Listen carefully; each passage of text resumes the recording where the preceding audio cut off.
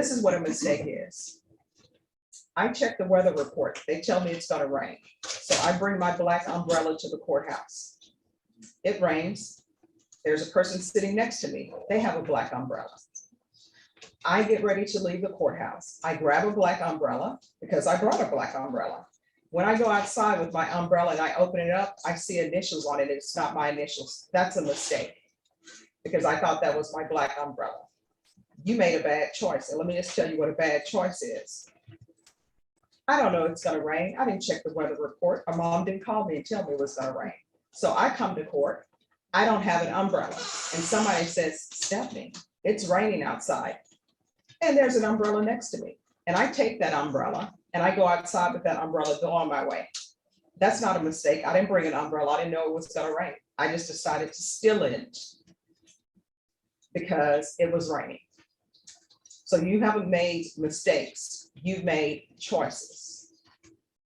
All right, the court is calling 2021 CR 3954, State of Texas versus David Valdez. Can I have parties announced for the record for the state? Brian Grimmer for the state of Texas. For the defense? Joseph Stateson. And are you Mr. Valdez? Yes, ma'am. Defense, I'm showing you what's entitled discovery acknowledgement. Have you received all the discovery in this case, and did you review it with your client? I did and I have. Court will find that the state is in compliance with discovery. Mr. Valdez, I'm showing you what's entitled application for deferred adjudication or community supervision. Did you review that document with your attorney? Did you understand it? Yes, ma'am. Next, I'm showing you what's entitled true bill of indictment. Did you review that with your attorney? Did you understand it? Yes, ma'am. Counsel, do you waive the reading of the indictment? Yes. State, are you proceeding on the indictment as presented? Yes, Judge. Mr. Valdez, I'm showing you what's entitled court admonishments. Did you review that document with your attorney? Did you understand it? Yes, ma'am.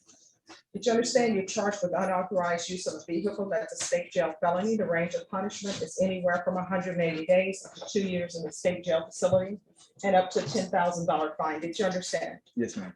If you have a plea bargain agreement with the state, the court does not have to follow your plea bargain agreement. If for any reason the court does not follow your plea bargain agreement and gives you more than you bargained for, the fact that you entered a plea will not be used against you and you will be allowed to withdraw your plea. Did you understand? Yes, ma'am. Did you understand you have a right to jury trial, a right for you or your attorney to cross-examine and confront any witnesses the state will call, and the right to remain silent? Yes, ma'am. Did you understand by entering this plea bargain agreement, you were giving up those rights? Yes, ma'am. And did you intend to give up those rights and enter into a plea bargain agreement in this case? Yes, ma'am. Did you understand that the court were to grant your application for deferred adjudication? If for any reason your deferred adjudication were revoked, the court could find you guilty, not grant you community supervision, and sentence you up to 2 years in the state jail facility and up to a $10,000 fine. Did you understand? Counsel, has your client been able to provide you with any defenses to this offense? He has, Your Honor.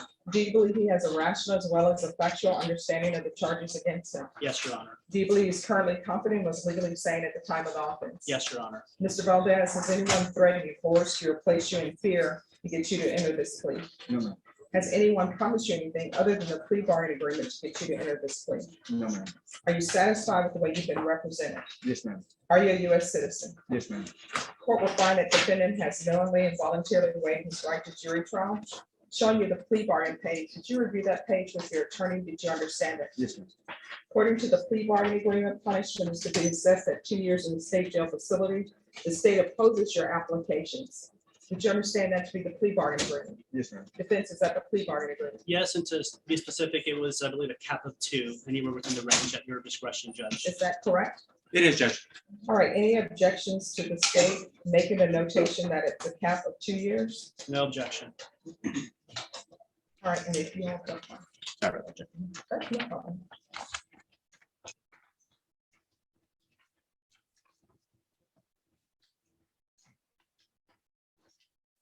Oh, I'm sorry, it's an initial. All right, then, if you understand your agreement was a cap of 2 years, Mr. Valdez? Yes, ma'am. All right, I'm showing you what's entitled waiver of appeal paragraph. Did you review that paragraph with your attorney? Did you understand it? Did you sign it in both places? Yes, ma'am. Did you understand by signing that you're waiving your right to appeal? The only items that can be appealed are written pretrial motions that have been filed, heard, and ruled upon by the court. Did you understand? Yes, ma'am. Counsel, are there any such motions? There are not. Then to the offenses charged in the indictment, how do you plead? Guilty, not guilty, or no contest? No contest. State, any evidence to support the defendant's plea? Yes, Judge. State would offer State's Exhibit 1 and all attachments. No objection. Mr. Valdez, I'm showing you what's entitled waiver and consent to stipulation of testimony and stipulations. Did you review that document with your attorney? Did you understand it, and did you sign it in all the appropriate places? Yes, ma'am. Again, did you understand you have a right to jury trial, a right for you or your attorney to cross-examine and confront any witnesses the state will call on the right to remain silent? Yes, ma'am. Did you understand that today the state will be presenting evidence in the form of witnesses' statements and police reports, but most importantly, there will be no live testimony? Did you understand? Yes, ma'am. Court will find that defendant has knowingly and voluntarily waived and consented to stipulation of testimony and stipulations. Court will accept into evidence State's Exhibits 1 and attachments and review the same.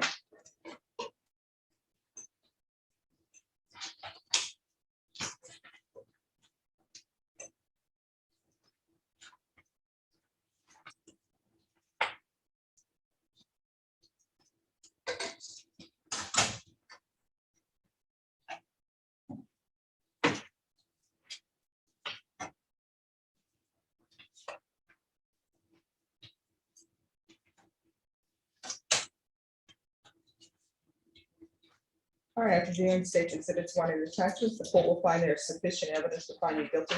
However, the court will defer finding you guilty as you apply for deferred adjudication. Are you proceeding with sentencing or not? Judge, if you request a PSI, we understand that, but we would like to go straight to sentencing today. All right, then the court will hear argument. State, you're requesting that his application be denied. Is there a reason? Yes, Judge. In his criminal history, I believe Mr. Valdez, I believe it was in, I may need to double check, but I think it's within the past 5 years. He was placed on probation for the same type of offense. He was not able to successfully complete that. That probation was sentenced to 14 months in state jail. Judge, I think that the majority of his other criminal history is not related, but I think what's most evident is he's been on probation before for stealing motor vehicles, and yet he's here before the court again for stealing motor vehicles, and he's asking for probation again. Judge, I think that we should learn from the lessons of the last time that he tried probation on this offense is that he deserves state jail and not probation. All right. Judge, prior offenses that the state mentioned, a lot of the prior ones he had were rejected or dismissed cases. He did have a 2017 unauthorized use of a vehicle. He did go to state jail facility. We're asking to get deferred probation on this case, Your Honor. While he's not contesting it, he's asking for probation because he has had priors before. None were first degree convictions, never been to TDC, no second degree convictions. He is a licensed plumber. I believe he's a good candidate for probation. He was at one time homeless before this happened, and he doesn't want that lifestyle anymore. He's living with his mother. He does have 2 children, but they're both grown adults. They do have children of their own, so he's a grandfather. But he believes that he can get work in the plumbing field, pay off fines, do community service. He would really like the chance to have probation, Your Honor. All right. I'm concerned because I read the stipulations, Mr. Valdez, and in the stipulations, not only did you steal a vehicle, you were working on the vehicle as though it were your vehicle, and then a video was produced showing you actually driving the vehicle. So why are we taking things that don't belong to us? I was homeless, ma'am, and That's no excuse. yes, ma'am. I mean, does being homeless give you a pass to steal cars? No. Stealing cars is against the law. Does being homeless give you a pass to break into people's homes? No. And there are plenty of other places here. So we're back to the question of why are you stealing the vehicle and working on the vehicle as though it's your own? It was a mistake I made, ma'am. Nope, it's not a mistake, it's a choice. You know what a mistake is? Brenda, are you ready? This is what a mistake is. I check the weather report. They tell me it's gonna rain. So I bring my black umbrella to the courthouse. It rains. There's a person sitting next to me. They have a black umbrella. I get ready to leave the courthouse. I grab a black umbrella because I brought a black umbrella. When I go outside with my umbrella and I open it up, I see initials on it. It's not my initials. That's a mistake. because I thought that was my black umbrella. You made a bad choice, and let me just tell you what a bad choice is. I don't know it's gonna rain. I didn't check the weather report. My mom didn't call me and tell me it was gonna rain. So I come to court. I don't have an umbrella. And somebody says, Stephanie, it's raining outside. And there's an umbrella next to me. And I take that umbrella and I go outside with that umbrella, go on my way. That's not a mistake. I didn't bring an umbrella. I didn't know it was gonna rain. I just decided to steal it because it was raining. So you haven't made mistakes. You've made choices. Yes. I just find it very bold to steal a vehicle, do repair work on a vehicle like it's your own. That's a problem. And how old are you? 49, man. 49, you're old enough to know better. All right, I'm gonna deny your application. Does anybody want to speak to the cap? Judge, I can briefly judge. 14 months was what he was given on the last theft of a vehicle. And obviously that was not enough for him to stop stealing vehicles, because we're back here again a few years later, Judge. We'd ask for you to start at 14 months because that was the amount of medicine he was given last time for his behavior. And obviously it didn't take, because we're back before another judge with another stolen vehicle. Defense? Judge, if you could consider that the vehicle was not trashed out, it was not abandoned in a ditch. There was no crash. There was no restitution as far as nothing was scraped, no parts were removed. It wasn't sawed off parts to sell. As far as punishment, sentencing on the lower end discretion, considering that he's never been to TDC, he just had one prior state jail trip. We're asking somewhere between under 9 months, Your Honor. All right, Mr. Valdez, what do you think you deserve?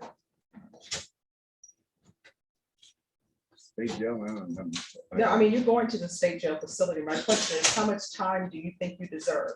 So I can sentence you anywhere from 180 days up to 2 years in the state jail facility. How much time do you deserve for stealing someone's vehicle? 2 years, man. Oh, well, thank you for, why do you deserve 2 years? It is the second time I've done it. Okay. All right. Court will sentence you to 1 year in the state jail facility, give you credit for any time served. I'm going to show you what's entitled trial court certification of defendant's right to appeal. Did you review that with your attorney? Did you understand it and did you sign it? Yes, ma'am. All right, because this is a plea bargaining agreement, because I followed your plea bargaining agreement, and because you waived your right to appeal, you do not have the court's permission to appeal. Do you understand? Yes, ma'am. And because it's a felony conviction, you're not allowed to own or possess any weapons or ammunition. Do you understand? Yes, ma'am. All right, we can go off the record, Mr. Valdez. You got to start making better choices. Otherwise, you're going to look up and find yourself the oldest person in TDC or the state jail facility. You understand? Yes, ma'am. So what will end up happening is when new people come in, they're going to say, how does this place run? What are the rules I should know about? And you know what they're going to say? Ask the oldest person here. And they're going to say, who is that? And you know what the answer is going to be? Oh, Mr. Valdez. We call him Grandpa Valdez. Don't be that person at the prison or the state jail facility who's the oldest person there. You understand? Yes, ma'am. Now, what's up with all these tattoos? What's up with the side forehead tattoo? It was just dumb choices I made, man. Was it painful? Yes, ma'am. Did you think of stopping? I was kind of in the middle of it already. I had to finish. Okay. All right. Good luck to you, Mr. Valdez. Yes, ma'am.